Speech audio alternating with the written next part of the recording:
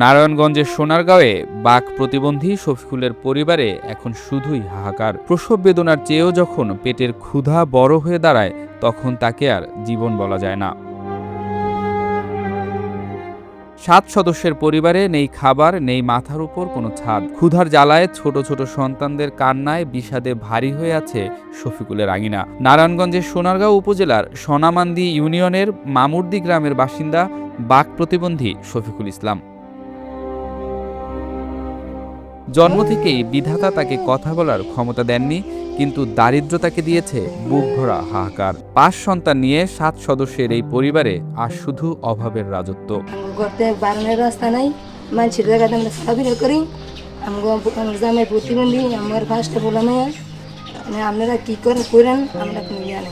এই মুহূর্তে শফিকুলের স্ত্রী 7 মাসের অন্তঃসত্ত্বা। অথচ এই আনন্দ সংবাদটি এখন পরিবারের জন্য চরম দুশ্চিন্তার কারণ। যেখানে রোজকার আহার নেই, আনন্দ সেখানে দুঃস্বপ্ন।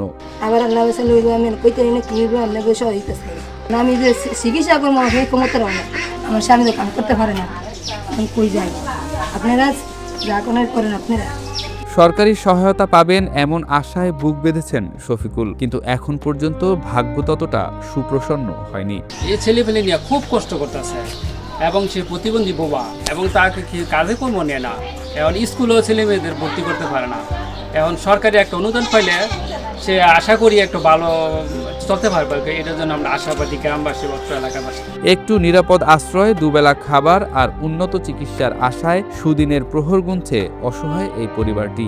সামান্য সহানুভূতি হয়তো শফিকুল ও তার পরিবারে বেঁচে থাকার নতুন রসদ যোগাবে।